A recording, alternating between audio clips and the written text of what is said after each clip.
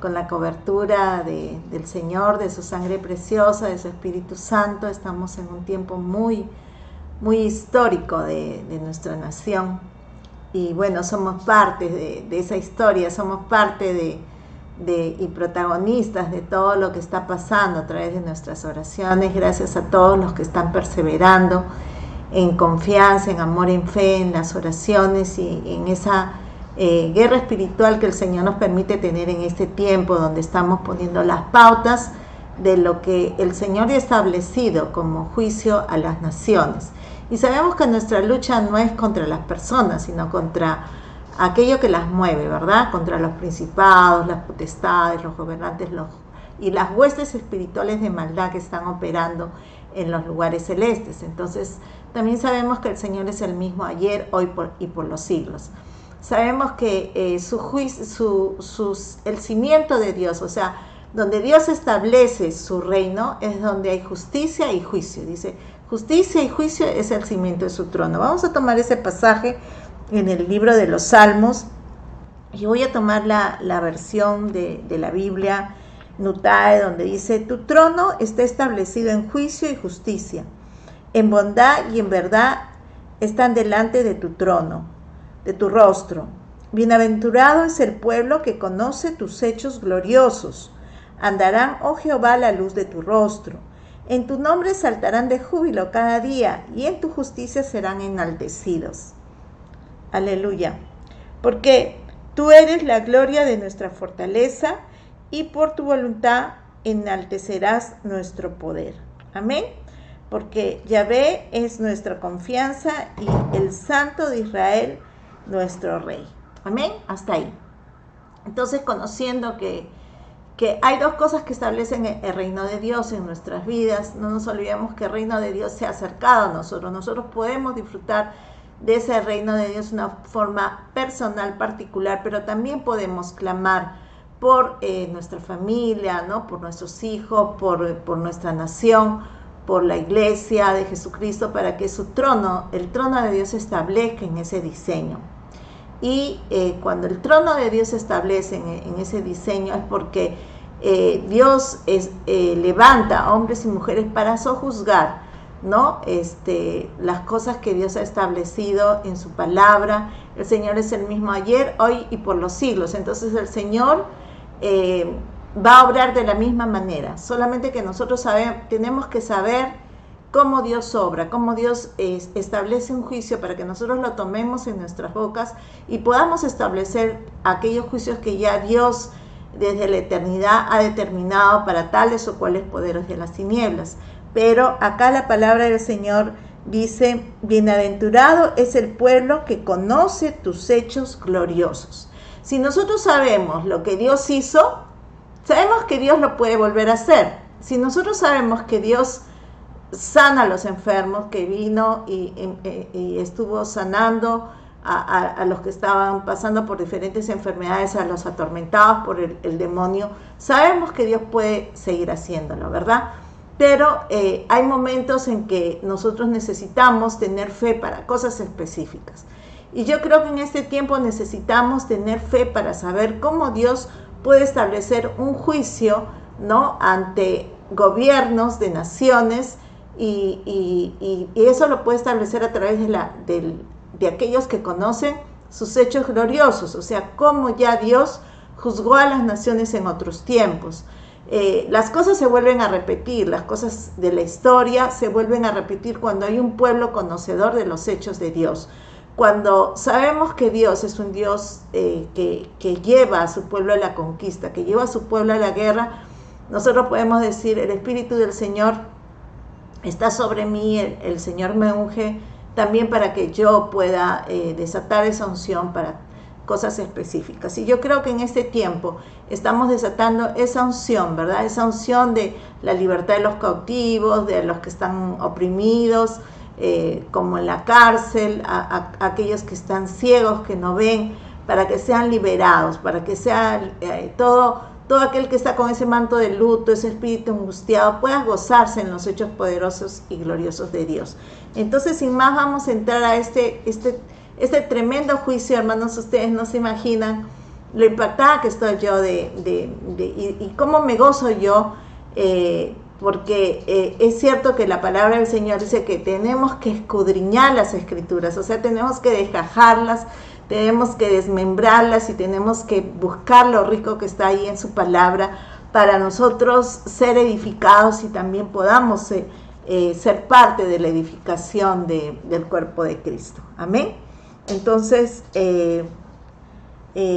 vamos a la palabra, a lo que es Jeremías 48, donde está establecido el juicio de Dios contra Moab. Primeramente vamos a ver lo que es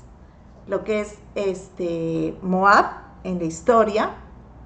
Ustedes recuerdan a Lot, ¿no? Que era primo hermano de Abraham. Cuando Abraham sale de Ur de los Caldeos, ¿no? Empieza a dirigirse hacia la tierra que el Señor le iba a mostrar, y juntamente con él salió su primo Lot, ¿no? Solo que en algún momento ellos se separan. Lot se va a un lugar y Abraham continúa su camino. Y luego, en todo lo que sucede donde estaba viviendo Lot, es que se da, él llega a un lugar que era Sodoma y Gomorra. Ahora, todos nosotros conocemos todo lo que sucedió en Sodoma y Gomorra. Hubo una incursión de ángeles caídos donde pervirtieron ¿no? sexualmente a todo ese pueblo, y todos vivían en una sodomía, vivían en todo lo que era una perversión sexual completa y absoluta.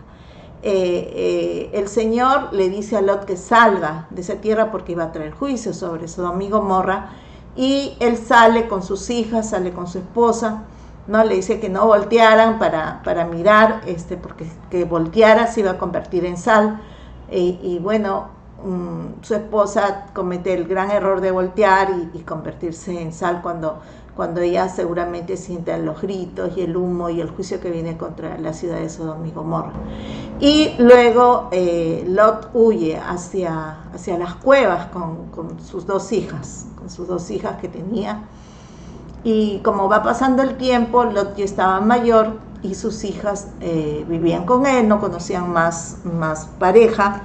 Y se les ocurre la gran idea, por lo mismo que estaban ya ellas acostumbradas a todo lo que era la perversión sexual que ellas habían visto, ellas deciden tener una herencia, o sea, un heredero, deciden tener hijos y no les queda ninguna alternativa, solamente que sus hijos puedan ser, ¿no? a través de su papá. Entonces la hija mayor y la hija menor emborrachan al papá, ¿no? Primero la mayor tiene relaciones con él y luego la segunda también tiene relaciones con el papá, y las dos quedan embarazadas. Y la mayor, su hijo es llamado Moab y la menor es llamado Amón. Entonces, de esta manera, ellas dos, ¿no? Tienen esta descendencia de la que siempre se está hablando en las Escrituras, ¿no? Los moabitas están al sur y los de Amón, o sea, los amonitas, el clan de los amonitas estaba un poco más hacia el norte. Estamos viendo acá en el mapa todo lo que son las tribus de Israel. Vamos a ver que está cerca. Los amonitas están muy cerca al Mar Muerto, están muy cerca también, un poco más al sur están los edomitas. Los edomitas eran descendientes de Esaú. Recuerdan que habían dos hijos, ¿verdad? Mellizos que nacieron, Esaú y Josué y Jacob. y la descendencia de Saúl vienen a ser los edomitas, ¿no? Entonces ahí estamos viendo el mapa. Judá está también ahí cerca, está Jericó más arriba, Gilgal, Betel, Siloé, etcétera, etcétera. Pero aquí están distribuidas las 12 tribus de Israel. Entonces, como les digo, los moabitas se instalaron en esta parte, ¿no?, del lugar donde era la tierra que Dios había prometido, pues, para el pueblo de Dios. Estaban allí ubicados. Entonces, es importante que nosotros podamos entender que los moabitas se multiplicaron mucho, ¿no? Pero siguió teniendo las costumbres de todo lo que era, de todo lo que traían, de todo lo que habían visto ellos en Sodoma y Gomorra. Seguían teniendo muchas costumbres de idolatría, de perversión sexual, etcétera, etcétera, ¿no? Entonces, el rey de los moabitas fue quien utilizó en algún momento a Balán. Se acuerda que Balán maldijo, o sea, al pueblo de Dios, dio una profecía para maldecir al pueblo de Dios. Justamente fue el rey de los moabitas, ¿no? También se sabe que desde Moab, Moisés vio la tierra prometida. Nunca pudo entrar a la tierra prometida, ¿no? Pero fue desde allí donde Moisés vio la tierra prometida y luego murió. O sea, es un lugar donde realmente la influencia espiritual es muy fuerte, es muy dañina para los hijos de Dios, ¿no? Por lo mismo que trae toda esta carga espiritual. Entonces, siempre los moabitas han sido enemigos del pueblo de Dios, del pueblo de Israel. Entonces, estamos entendiendo que Moab y los moabitas siempre han sido enemigos. O sea, ha habido una distancia, no solamente por las costumbres, por todo lo que es la religión, sino que ya viene de un trasfondo espiritual que los seguía. Entonces vamos a la escritura, ahora sí, para ver la profecía del juicio que viene de Dios contra Moab. Dice la palabra acerca de Moab: así ha dicho Jehová de los ejércitos, Dios de Israel: ay de Nebo, porque fue destruida, deshonrada y conquistada fue Kiriataim. La ciudadela está deshonrada y destruida, ¿no? Entonces, vamos a ver que Nebo fue destruida, y esta ciudad Nebo es la que en la actualidad es Jordania. Sin embargo, también esa palabra Nebo se deriva de un dios, ¿no? De un dios que representa, curiosamente, a la guianza de la escritura. Esta palabra Nebo sale de ese dios que tiene esta característica. Es un dios que guía a las personas a la escritura. Este dios fue adorado por los babilonios como el hijo de Marduk. No sé si ustedes recuerdan en la historia universal, Marduk era un dios, ¿no? De los babilonios, que era el hijo primogénito del dios Ea. O sea, ¿quién era Ea? Era el mismo Enquis o Anis, del que muchas veces hemos estado nosotros hablando, que eran demonios del mar, dioses del mar. Podríamos acá en Perú ubicarlo como que también es el mismo Huiracocha. Hemos varias veces hablado acerca de este tema, ¿verdad? Y curiosamente encontramos que este Nebo, ¿no?, es el hijo de Marduk. Y Marduk es el hijo primogénito de esos demonios del mar, de Enki, Ea, o Anis, o Huiracocha, o tiene otros nombres también en otros países. Entonces estamos hablando de una descendencia caída. Estamos hablando de una descendencia de ángeles caídos, que estaban ahí gobernando, ¿verdad? En Moab estaba siendo adorado este dios Nebo. Dice, por eso dice, ay de Nebo, porque fue destruida, deshonrada y conquistada fue Kiriataim, dice, ¿verdad? Entonces, seguimos entendiendo quién es este dios Nebo. Es curioso que se le llamaba soberano de la humanidad y de los países. Era el patrón de los escribas y era tomado de la diosa Nisaba, de la mitología caldea. Sus símbolos, esto es lo que me pareció extremadamente curioso y es importante para tomarlo en cuenta en este tiempo. Los símbolos que representaban este dios era una tablilla con los útiles de escritura. También llevaba un gorro, ¿no?, con cuernos, y estaba de pie con las manos juntas. Relacionándolo con lo sacerdotal, ¿no?, era un dios que cabalgaba sobre un dragón alado que inicialmente representaba a Marduk. Entonces, hermanos, yo quiero que nos demos cuenta en este tiempo lo que puede significar esta representación de este dios con este personaje que ahora está postulando al gobierno en nuestra nación. Ahí estamos viendo en la pantalla a este dios Marduk y el dragón. Y al dragón, ¿no? Este dios era Nebo y Marduk era el dragón al cual él montaba. Ahora, nosotros tenemos un personaje que está postulando al gobierno, que monta un caballo, se pone un sombrero y en su mano lleva un símbolo de un lápiz. Yo me pregunto y les pregunto a ustedes, ¿estará representando este personaje político a este dios Nebo, que es hijo de Marduk? O sea, es una descendencia, es un linaje, es un clan, ¿no?, espiritual. Entonces, acá es interesante ver esto porque nosotros estamos viendo un parecido en la simbología que nos parece importante. También dicen de este Dios que su poder sobre la existencia humana era inmenso, porque Nabu era quien escribía el destino de cada persona.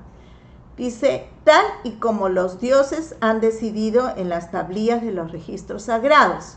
Por tanto, tiene el poder de aumentar o disminuir según su voluntad la dirección de la vida de las personas. Qué tremendo, ¿no?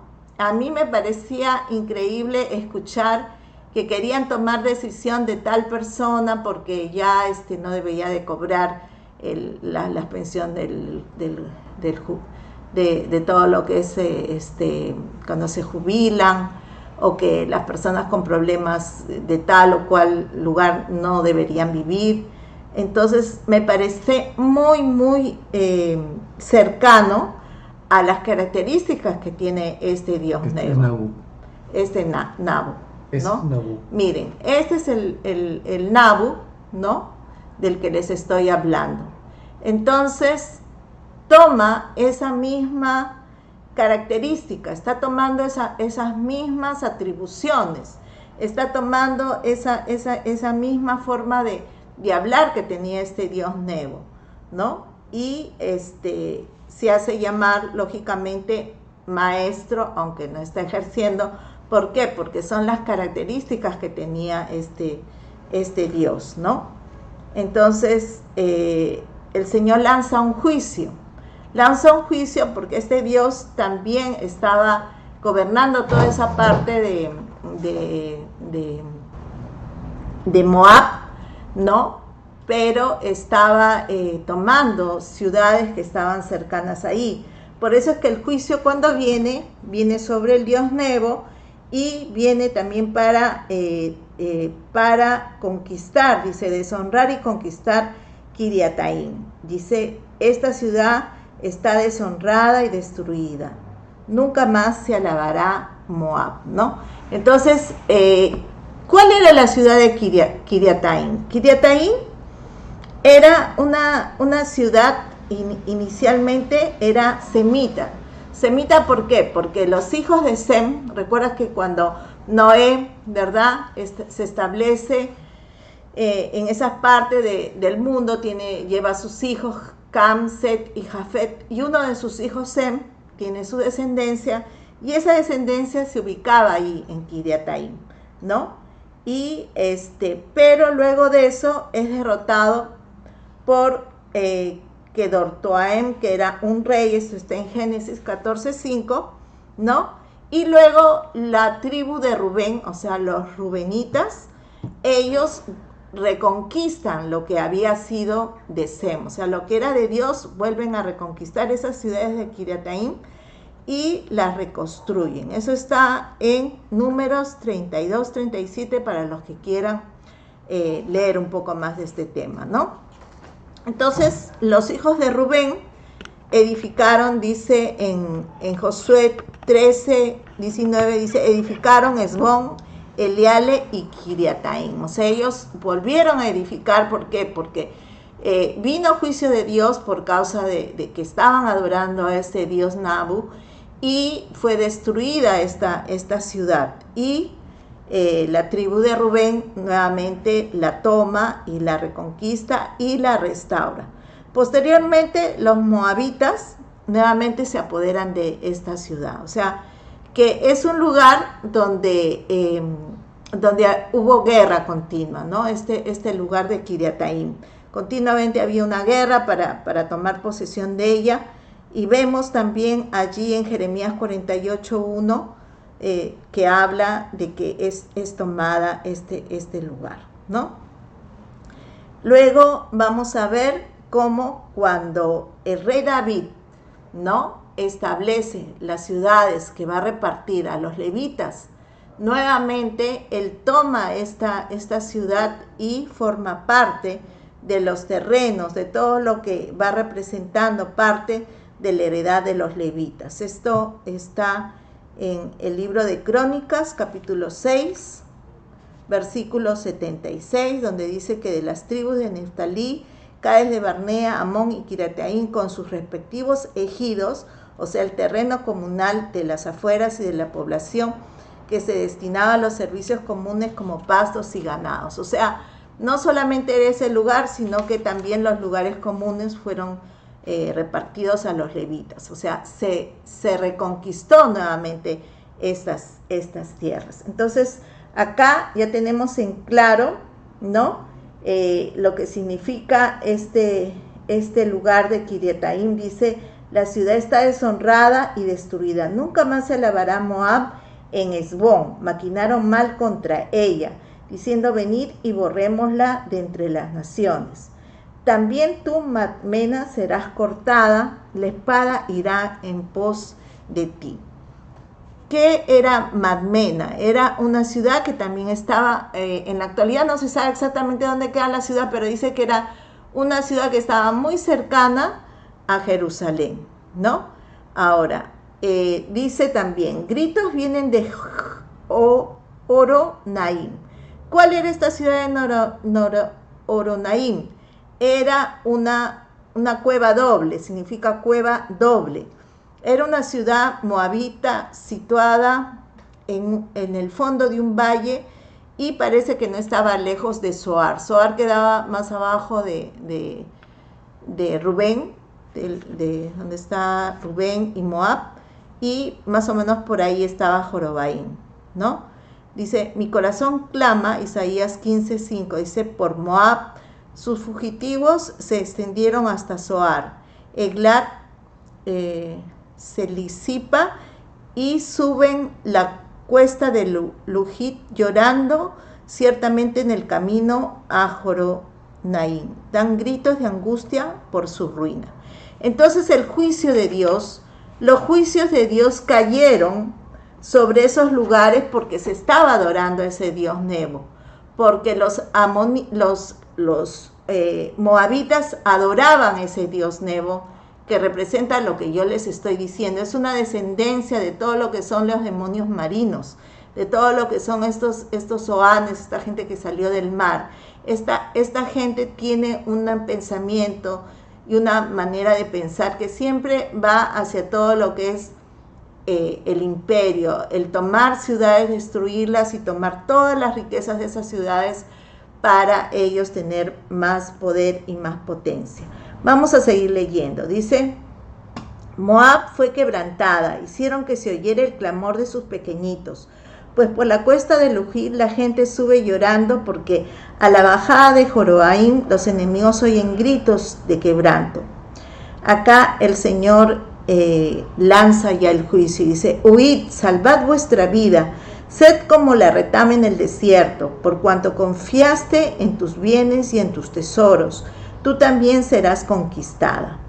Quemos será llevado en cautiverio junto con sus sacerdotes y sus príncipes. Este es el dios Quemos, ¿no? Vendrá el destructor a cada una de las ciudades, y ninguna ciudad escapará. También el valle será arruinado y arrasada la llanura, como ha dicho Jehová. Dadle alas a Moab para que se vaya volando, pues quedarán desiertas sus ciudades hasta no hallarse en ellas morador alguno. Maldito el que haga con indolencia la obra de Jehová, maldito el que retraiga de la sangre su espada. Qué tremendo, hermanos, porque esto el Señor nos los está diciendo a nosotros como iglesia. Necesitamos tener la espada levantada. El juicio de Dios, ya Dios lo ha establecido. No es que recién va a establecer un juicio contra los moabitas, o sea, contra aquellos que tienen este espíritu de Moab, este espíritu que adoran al dios Nebo, este espíritu que tiene que ver todo con perversión, con incesto, tiene que ver con todo lo que es tomar lo que no es de ellos y arrasar las ciudades, y aún odiar a los que son parte del pueblo de Dios, lanzar falsas profecías y lanzar mentiras contra el pueblo de Dios. Ya Dios ha lanzado un juicio. Nosotros lo que tenemos que hacer es tomar ese juicio y saber hacia quién va ese juicio dirigido, ¿no? ¿Y por qué? Porque el Señor nos está demandando. Acá dice: maldito el que haga con indolencia la obra de Jehová, maldito el que retraiga de la sangre su espada. Porque es importante en este tiempo nosotros como hijos de Dios y como pueblo de Dios, unirnos en fe, sabiendo que ya el enemigo está derrotado, sabiendo que ya el Señor lanzó un juicio, ¿no? Y dice justicia y juicio, o sea, hacer la buena obra es creer. Dice que Abraham fue justificado mediante la fe. Nosotros vamos a ser justificados también igual que Abraham por medio de la fe. La fe que tengamos nos va a ser contados por una buena obra, por justicia. Por eso es que el Señor dice: hallaré fe cuando venga a la tierra, porque es importante que el pueblo de Dios tenga fe para que esa fe nos una y podamos vencer todo lo que es espiritualmente nos está gobernando. El día de ayer yo hablaba con la apóstol Ida de Huánuco, y ella me dice que está convocando a diferentes ministros allí en Huánuco, les está mostrando la profecía que en algún momento hemos sacado en los medios, recordando las cosas que ya el Señor nos ha hablado tantas veces, nos ha dicho de lo que Dios va a hacer con Perú, y pareciera que todas las circunstancias son negativas, pero el Señor nos sigue hablando y nos sigue diciendo: cree, yo soy el que te he prometido, tienes que creer, tienes que establecer la palabra que yo he soltado para estas cosas que se están moviendo. Y yo veo, hermanos, que el Señor está obrando en una forma maravillosa. Ella el día de ayer me contó el testimonio de la señora Keiko Sofía, donde ella cuenta que en la peor de sus noches, ¿verdad?, cuando estaba ella en la cárcel, ella lloraba y le decía, ¿por qué estoy acá? ¿Por qué estoy acá? ¿Por qué estoy lejos de mis hijas, de mi familia? Le pedía a Dios, ¿no? Y dice que le habían llevado unas Biblias, unos libros, y dice que mientras que ella lloraba y le preguntaba a Dios, dice que ella empezó a arrepentirse de muchas cosas delante del Señor, muchas cosas malas que ella había hecho, muchos errores que ella había cometido. Y entonces abrió las Escrituras, ella estuvo cercana a las Escrituras, y tuvo convicción de que el Señor le estaba llamando al ministerio de la reconciliación, de reconciliar al mundo con Dios. Entonces ella le hizo una promesa a Dios que si Dios la sacaba de la cárcel, si Dios le permitía poder servir a la nación, que ella, eso era lo que ella quería hacer. Y a mí me impactó tanto ese testimonio, hermanos, porque realmente ese es el ministerio que el Señor nos ha dado a todos y cada uno de nosotros. Y yo siempre hablo y les hablo a todos ustedes que el Señor no va a venir sino hasta el tiempo de la restauración de todas las cosas como fueron al principio. Y la reconciliación, reconciliar al mundo con Dios, es hacer que los diseños de Dios se establezcan, así como Dios los ha determinado aquí en la tierra para nosotros como hijos de Dios, ¿no? Que se hagan como Dios quiere que se establezcan, que se levante una voz de la espada de Dios, del juicio de Dios sobre aquello que no está en el diseño de Dios. Entonces es importante que nosotros tomemos esa responsabilidad en este tiempo. Miren, acá la palabra del Señor dice, tranquilo estuvo Moab desde su juventud. Pues estamos hablando, si bien es cierto, Moab, el pueblo, está allá en donde está la tierra prometida y donde están todas las tribus que se dispersaron, pero ese espíritu está, como les digo, en diferentes naciones de la tierra, porque son espíritus que mueven los pueblos, ¿verdad? Pero si hablamos nosotros acerca de Moab, acá en Perú podríamos decir lo mismo, tranquilo estuvo, ¿no? Todo lo que ha significado la adoración a esos dioses marinos, ese espíritu, ¿no? Del andinismo, de todo lo que es brujería, idolatría, perversión sexual, ha estado, ¿no? Dice tranquilo desde su juventud, sobre sus sedimentos ha estado reposado. No fue vaciado de vasija en vasija, ni nunca estuvo en cautiverio. Por eso conservó su propio sabor y no ha perdido su aroma. ¿Qué quiere decir eso? Que hay gente en nuestros pueblos, en nuestra nación, en los lugares donde están los pueblos, que todavía se sigue adorando lo mismo que se adoró hace mucho tiempo. Todavía se siguen con las costumbres, con la idolatría, con el paganismo, con el hincar y con todas aquellas cosas que ya Dios ha lanzado a juicio, ¿verdad? Dice, pero vienen días, ha dicho Jehová, en que yo les enviaré trasvasadores, que lo trasvasarán, vasarán sus vasijas y romperán sus odres. Y Moab se avergonzará de Quemos, como la casa de Israel se avergonzó de Betel, su confianza, o sea, de sus ídolos. Amén. Dice, ¿cómo pues diréis somos hombres valientes y robustos para la guerra? Destruido es Moab, asoladas sus ciudades, llevados sus jóvenes al degolladero, ha dicho el rey cuyo nombre es Jehová de los ejércitos. Cercano es el quebrantamiento de Moab, a punto de llegar. Mucho se apresura su mal. Compadeceos de él todos los que estáis a su alrededor, y todos los que sabéis su nombre. Decid, ¿cómo se quebró la vara fuerte, el bastón hermoso? Miremos que no hemos estado orando y pidiéndole a Dios que nos revele qué significa esa vara que está llevando este candidato. Y acá vemos que sí, ese espíritu, esa nación de los moabitas, ese espíritu de los moabitas tienen una vara, ¿no? Dicen que el símbolo es de todo lo que tiene que ver con la escritura. Y qué curioso que ese símbolo sea un lápiz, ¿no? Y acá dice, ¿cómo que se quebró la vara fuerte, el bastón hermoso? Eso quiere decir que aunque parezca un lapicito muy inocente, ahí hay un poder diabólico y satánico que está escondido ahí, por lo cual nosotros tenemos que orar, porque ya el Señor determinó que ya esa vara está quebrada, esa vara ya está sin punta, amén. Ya Dios ha determinado juicio para ese poder de las tinieblas. Le dice, desciende de la gloria, siéntate en tierra seca, moradora hija de Dibón, porque el destructor de Moab ha subido contra ti, ha destruido tus fortalezas. Párate en el camino y mira, moradora de Aroer. Pregunta a la que va huyendo, la que se escapó. Estas son ciudades donde estos espíritus siguen morando ahí, ¿verdad? Dile, ¿qué ha sucedido? Se avergonzó Moab porque fue quebrantado. Levantaos a gritos, anunciar en el Arnón que Moab ha sido destruido.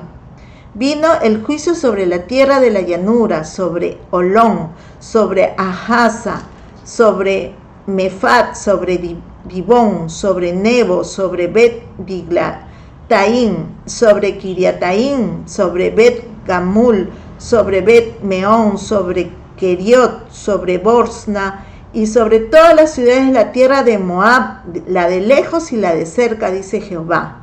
Cortado es el poder de Moab y quebrantado su brazo.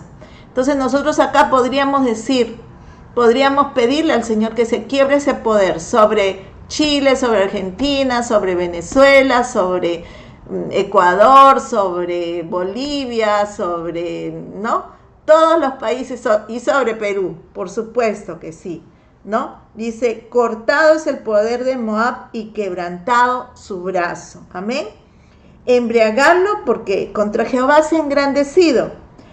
Revuélquese Moab sobre su vómito y sea también él motivo de escarnio. ¿Acaso Israel no fue para ti un motivo de escarnio como si lo hubieran sorprendido entre ladrones? Porque tú cuando de él hablaste hacías gritos de burla. Abandonad las ciudades y habitad entre peñascos, moradores de Moab. Sed como la paloma que anida al borde del barranco.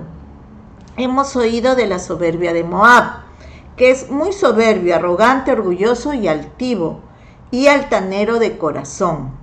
Dice Jehová, yo conozco su cólera, pero no tendrá efecto alguno. Sus jactancias de nada le aprovecharán.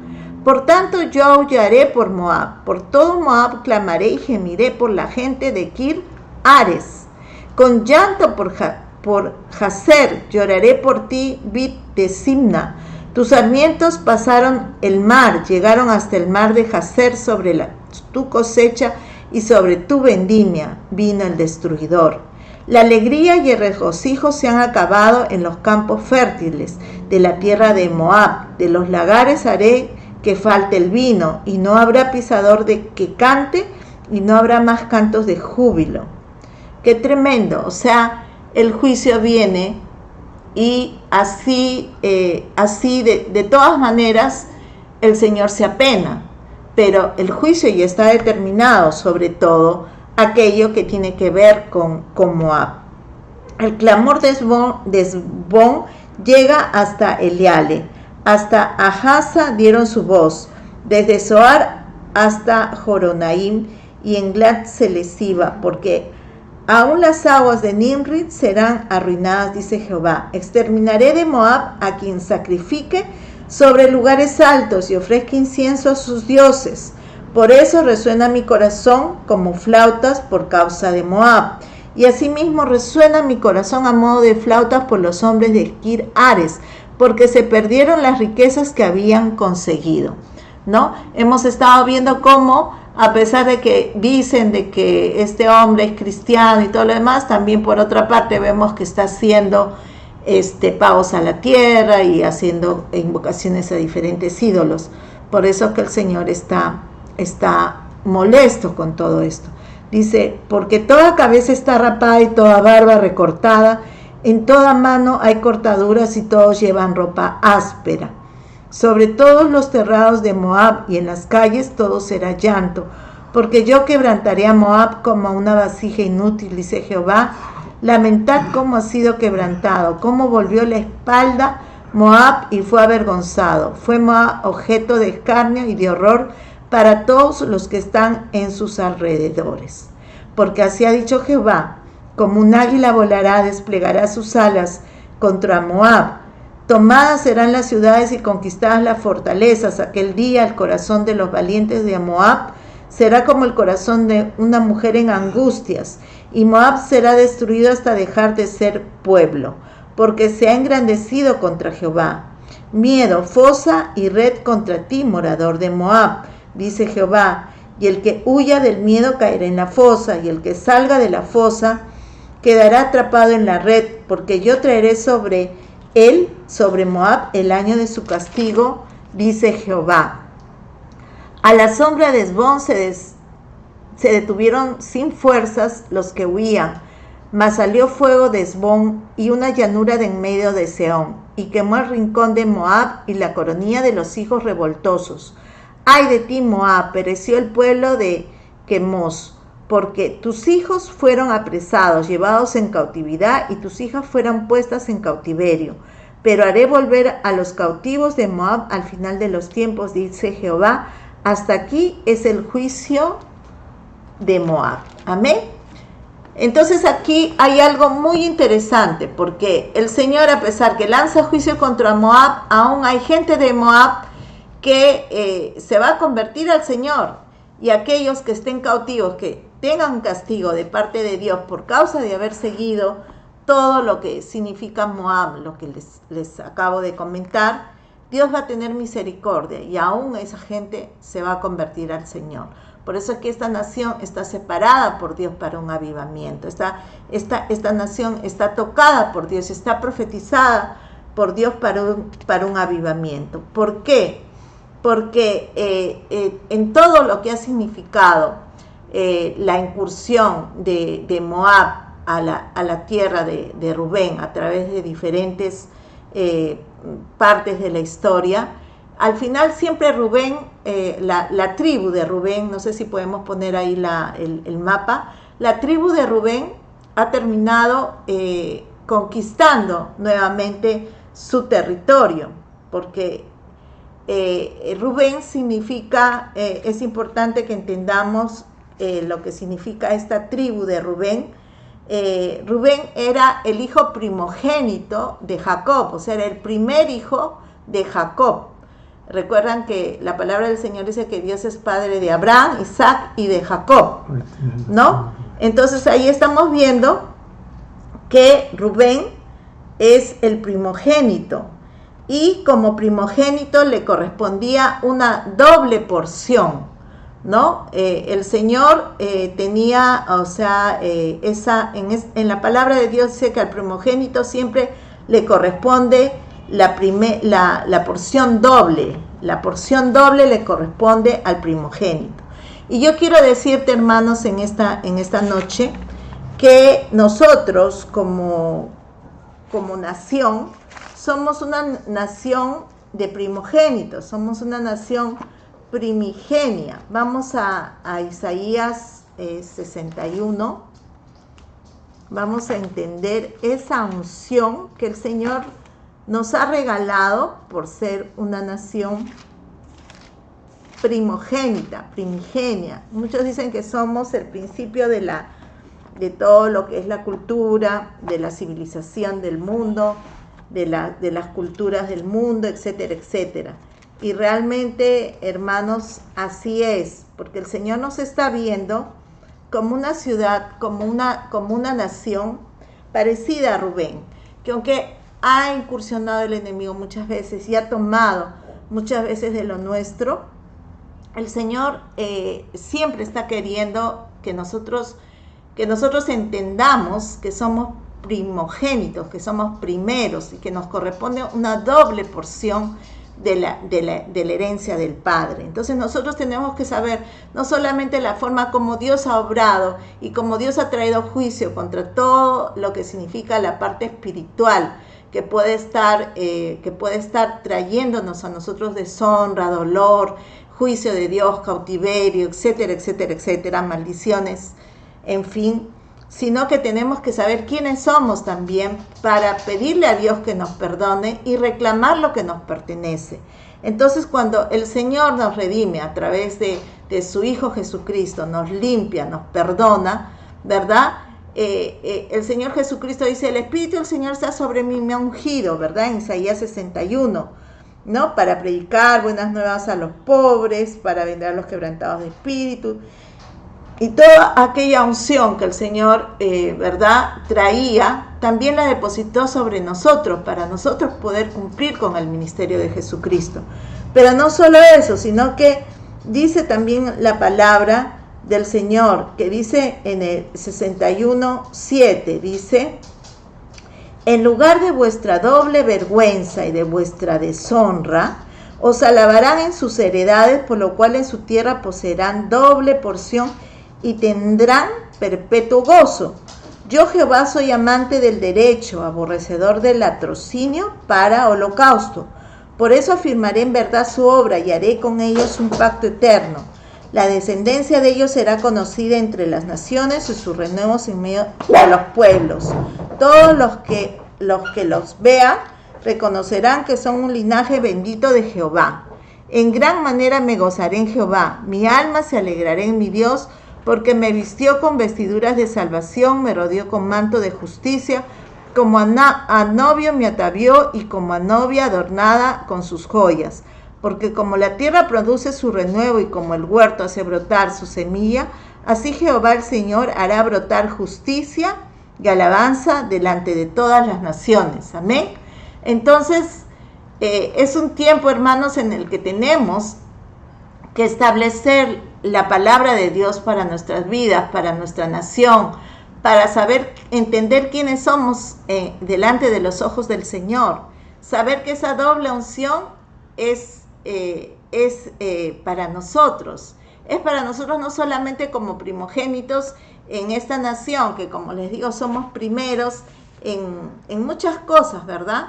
En muchas cosas que el Señor nos ha permitido ser primeros, sino que individualmente como hijos somos primogénitos, somos, dice, los primeros inscritos en el libro de la vida, somos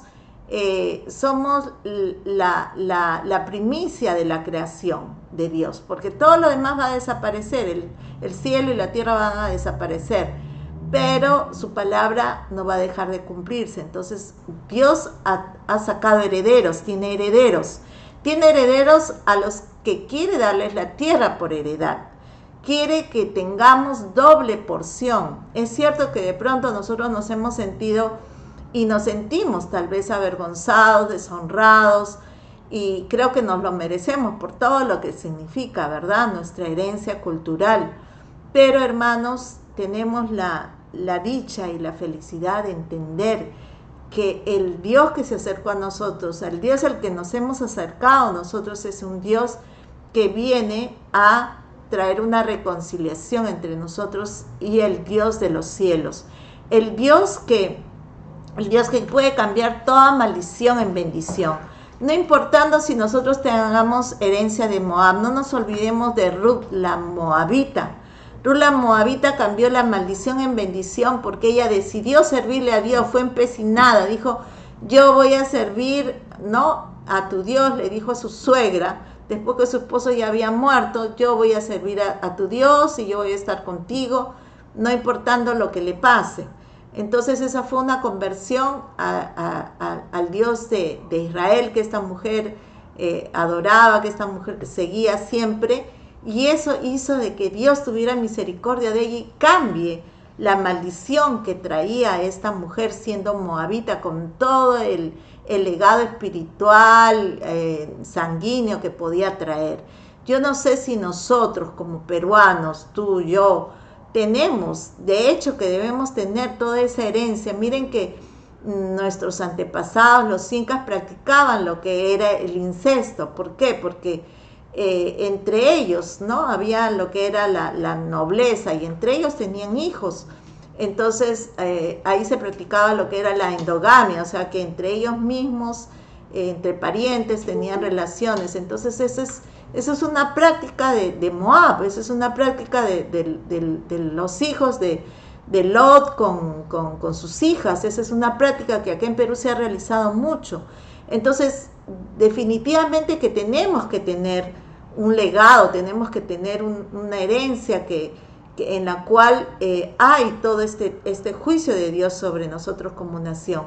Pero no olviden de que Ruth, la moabita, decidió servirle al Señor. Si esta nación decide postrarse ante el Dios de Israel, decide postrarse ante el único y verdadero Dios para servirle, Dios va a establecer sobre nosotros su palabra de bendición. Y aún va a traer a los que están cautivos por ese espíritu. todavía dominados por los espíritus ancestrales de sus padres, de sus abuelos, etcétera, que todavía no han conocido al Dios vivo, los va a traer, los va a rescatar, los va a redimir, ¿no? Entonces no tengamos temor de que tal vez hay una cierta población, por así decirlo, ¿no? Que no va a ser salva nunca, no, eso no es así. El Señor trae juicio para que la gente se convierta de sus malos caminos y vuelva sus ojos a Dios, ¿no? Miren, el juicio de Dios cayó sobre Ruth, sobre esta mujer moabita. En algún momento vino desolación, vino tristeza, vino pena, pero esta mujer decidió voltear sus ojos a Dios y encontrar la redención para su vida, y de esa descendencia nació, ¿verdad? Nació Jesucristo, nació el rey David, y nosotros somos descendientes de David. Entonces, hermanos, yo creo que en este tiempo nosotros necesitamos pedirle al Señor esa unción de Rubén, esa unción del primogénito, de aquel que recibe el doble de parte de Dios. En esta noche tú le puedes, Señor, yo estoy recibiendo el doble de tristeza, de pena, de sufrimiento, de dolor, de angustia, de escasez, de estar metido de repente en mi casa, de tantas cosas que estamos viendo. Todo el dolor que estamos viendo en nuestra nación es un doble dolor, aparte de toda esta pandemia. Pero el Señor tiene promesas para nosotros, ¿no? Tiene promesas de primogénitos, y necesitamos tomar esas promesas, pero también necesitamos tomar en nosotros el juicio de Dios, la espada del Señor, y no detener nuestra mano de destruir todo aquello que significa este legado del pueblo de Moab. Así que, hermanos, en esta noche vamos a hacer una oración, ¿les parece? Vamos a hacer una oración pidiéndole a Dios, ¿no? Primeramente que nos perdone por todo este legado del espíritu de Moab, que ha estado dominando nuestra nación, ha estado dominando nuestra tierra, ha estado queriendo venir con más fuerzas a través de alianzas que se ha hecho con otras naciones, con otros países que están totalmente dominados por este espíritu de Moab.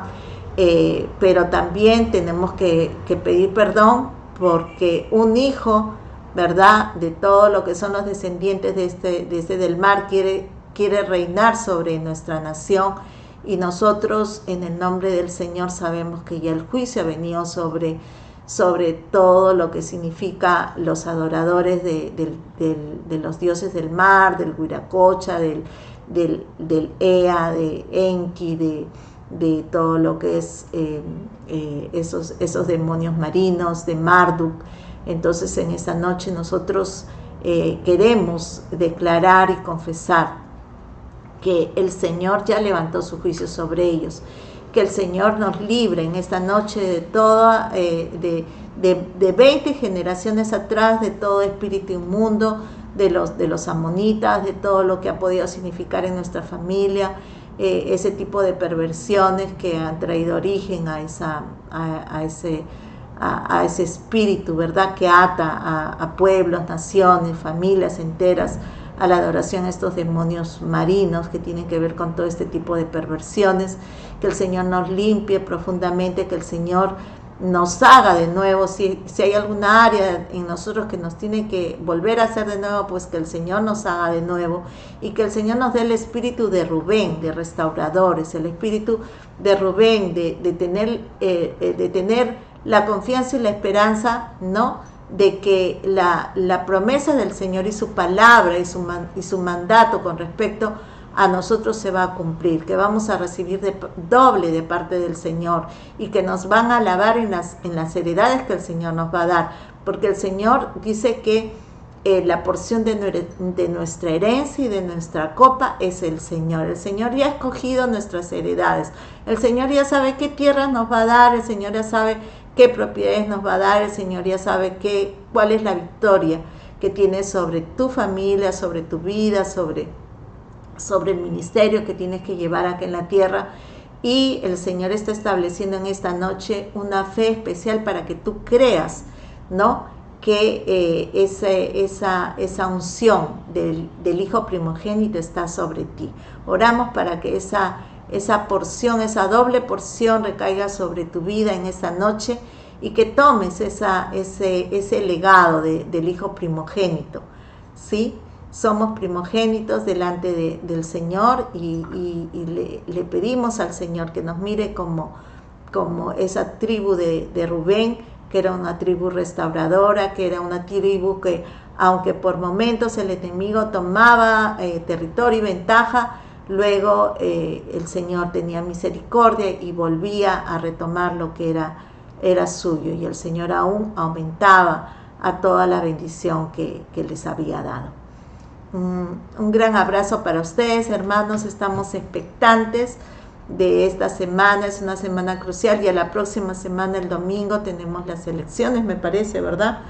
Y no sé si vamos a estar teniendo culto, no sé hasta qué hora va a ser. Creo que no vamos a tener culto la próxima semana, pero posiblemente el día sábado nos reunamos. ¿Qué te le parece el día sábado? Estamos coordinando para todos juntos orar y creer a Dios en sus juicios, el juicio y la justicia de Dios conforme a sus diseños, conforme a lo que ya Él estableció en los cielos, recaiga sobre nuestra nación en misericordia, en amor, en todo lo que significa ese legado que el Señor ha puesto en nosotros como sus hijos. Amén.